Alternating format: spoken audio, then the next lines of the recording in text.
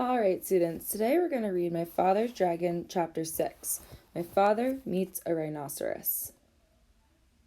Okay, the reading objective for today is as follows. You can repeat after me. We can read and comprehend tagged and split dialogue. So essentially, what we're going to do, in simpler terms, is look for dialogue and keep track of who is talking. Okay, before we do that, I want to go over some vocabulary that you're going to see during today's lesson. Okay, the first one is rhinoceros. You might not know what a rhinoceros looks like. Good readers use the illustrations that the author gives them to help understand the text. So I took a picture directly from My Father's Dragon, the book, and this is how they've drawn a rhinoceros. Okay, also want to point out that the rhinoceros's tusk is this long thing on top of its nose, and it's made like our teeth are made. Okay, so you have to think of that as we're reading the story. Okay, also we have the word weeping. We've talked about this word before, but I wanted to remind you that when someone is weeping, they're crying really, really hard. A lot of times we talk about a baby weeping. Okay, and lastly, also using the illustrations from the text, they talk about what a wild boar is. This right here is a picture of two of the wild boar and the mice that are talking at the beginning of the story. Okay? All right, so we're going to go ahead and look for dialogue and keep track of who is talking. We're going to look at this through the whole story, but I'm going to use the first page of the story today, of the chapter, as an example. Okay, so it says Chapter 6. My father meets a rhinoceros. My father soon found a trail leading away from the clearing. All sorts of animals might be using it too, but he decided to follow the trail no matter what he met because it might lead to the dragon. He kept a sharp look out in front and behind and went on. Just as he was feeling quite safe, he came around a curve right behind the two wild boars. One of them was saying to the other, okay, so here's the beginning of someone starting to talk, okay? It says one of them was saying to another, comma, and then a quotation mark. If you look in the top right-hand corner of my screen, I have a picture of what quotation marks look like. Everyone repeat after me, quotation marks.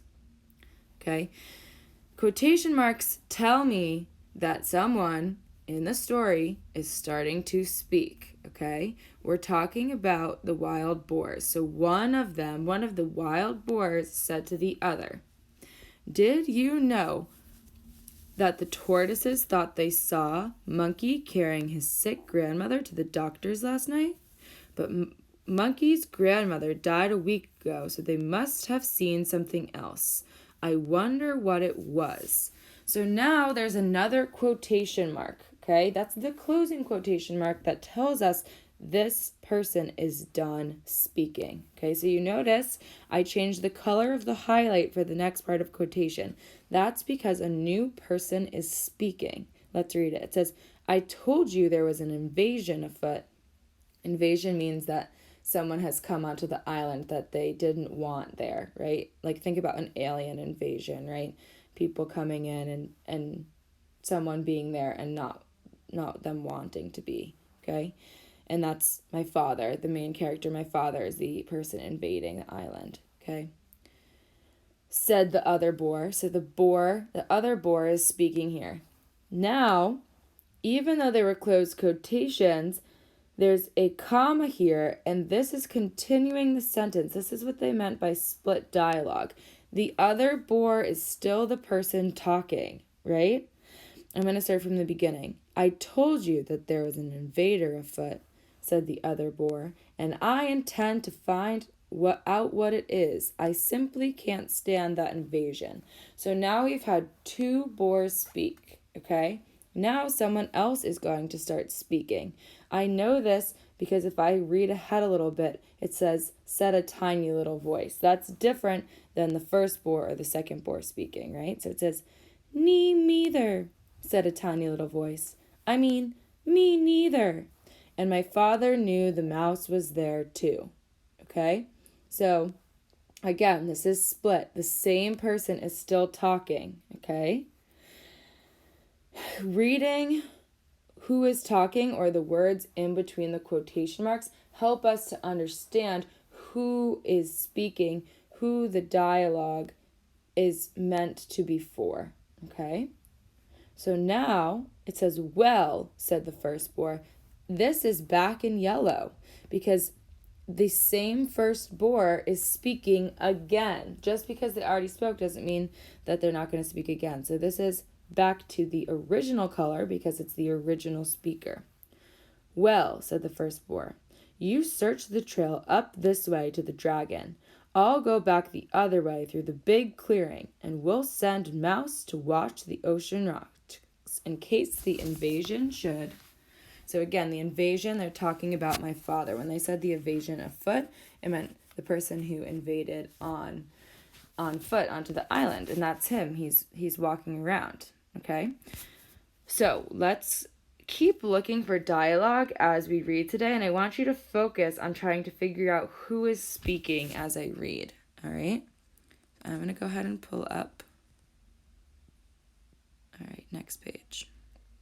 So we ended here. And we'll send Mouse to watch the ocean rocks in case the invasion should decide to go away before we find it. My father hid behind a mahogany tree just in time, and the first boar walked right past him. My father waited for the other boar to get a head start on him, but he didn't wait very long because he knew that the first boar saw the tiger's chewing gum in the clearing. He'd been even more suspicious. Soon the trail crossed a little brook, and my father, who by this time was very thirsty, stopped to get a drink of water. He still had on his rubber boots, so he waded into a pool of water and was stooping down when something quite sharp picked him up by the seat of his pants and shook him very hard. Do you know that's my private weeping pool? Said a deep, angry voice. I see a vocabulary word there. My father couldn't see who was talking because he was hanging in the air right over the pool. But he said, "Oh no, I'm so sorry. I didn't know that everybody had a private weeping pool." So I want you to go ahead and I want you to figure out who is talking in this last line. Oh no, I'm so sorry. Go ahead and pause the video and think about who is talking here. Go ahead and unpause when you're ready. Once you've unpaused, you probably guessed or figured out that it's my father who's talking here, right? He's talking to the rhinoceros. Again, we can use the illustration here to help us figure out what's going on. Everybody doesn't, said the angry voice. But I do, because I have such a big thing to weep about. Remember, weep means to cry. And I drown everybody I find using my weeping pool. With that, the animal tossed my father up and down over the water. What is it that you weep about so much? Asked my father. Again, my father is speaking, trying to get his breath, and he thought over all the things he had in his pack. Oh, I have many things to weep about, but the biggest thing is the color of my tusk. I want you to pause again, and I want you to think about who is speaking here. Someone who has a tusk. We learned in our introduction and our vocabulary that rhinoceroses have a tusk. So the rhinoceros must be speaking here. My father squirmed every which way, trying to see the tusk, but it was through the seat of his pants where he couldn't possibly see it. When I was a young rhinoceros, my tusk was pearly white, said the animal. And the father knew that he was hanging by the seat of his pants from a rhinoceros's tusk. But it has turned a nasty yellow-gray in my old age, and I find it very ugly. You see, everything else about me is ugly, but when I had a beautiful tusk, I didn't worry so much about the rest.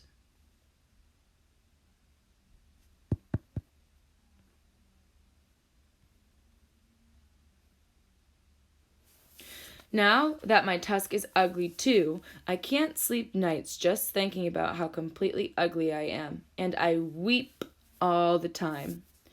But why should I be telling you these things? I caught you using my pool, and now I'm going to drown you. Oh, wait a minute, Rhinoceros, said my father. I have some things that will make your tusk all white and beautiful again. Just let me down and I'll give them to you. The rhinoceros said, You do? I can hardly believe it. Why, I'm so excited. He put my father down and danced around in a circle while my father got out the tube of toothpaste and the toothbrush. Now, said my father, just move your tusk a little nearer, please, and I'll show you how to begin. My father wet the brush in the pool, squeezed a dab of toothpaste, and scrubbed very hard in one tiny spot. Then he told the rhinoceros to wash it off, and when the pool was calm again, he told the rhinoceros to look. Sorry, students, it's being strange with how it's loading.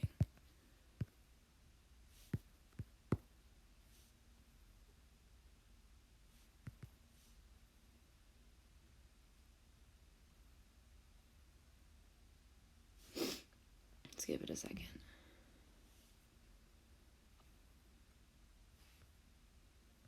It's so frustrating.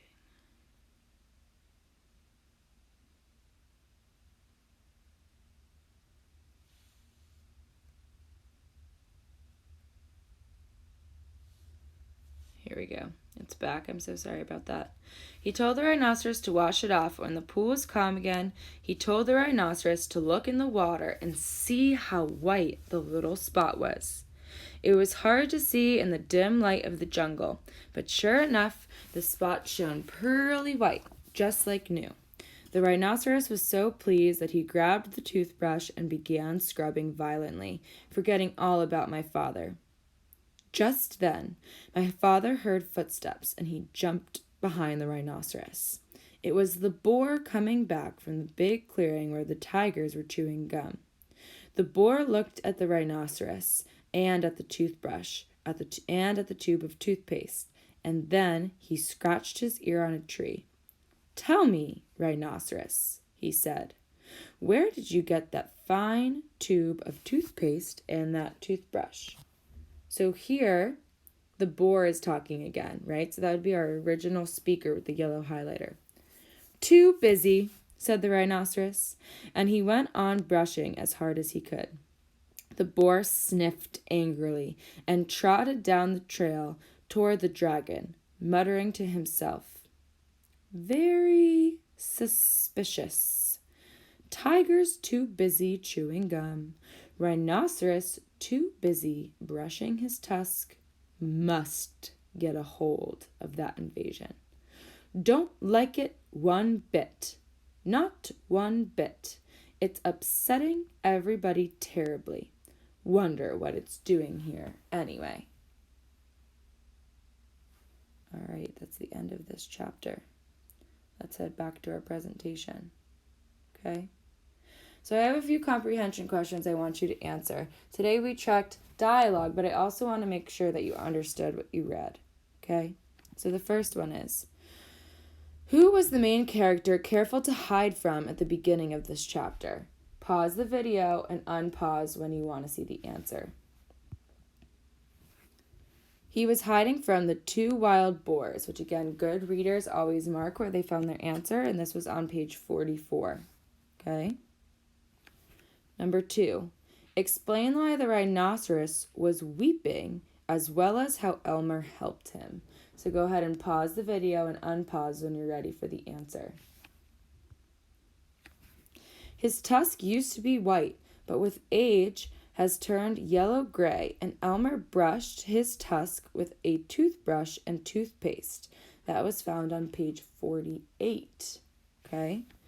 Now the last one, okay? Just like we did at the end of our last lesson with my father's dragon, I want you to take out a piece of paper or a sticky note, and I want you to write a sentence or two about what happened on that sticky note or piece of paper, okay? If you remember, we have this chart to help us, right? When you finish a chapter, write a sentence or two about what happened. Leave it at the end of the chapter so you can come back to it later, okay? Go ahead and pause the video and do this, and unpause it when you'd like to see a good example. Okay, here's a good example of what you could have written on your sticky note or on your piece of paper. In chapter 6. In chapter 6, Elmer helped the rhinoceros by giving him toothpaste to make his tusk white again. Okay, so what we did here today, students, is a couple of things, right? We tracked dialogue so we could understand who is speaking, okay? We also learned how my father has again gotten past another animal through this adventure through the jungle, okay? And I don't know about you, but I am quite excited to figure out what happens next in chapter 7, okay? So students, thank you so much for listening today. I hope you enjoyed listening to My Father's Dragon. I will be posting another chapter on, let's see what day this week. On Thursday this week. So look out for My Father's Dragon chapter 7 coming on Thursday. Have a great day, students. Goodbye.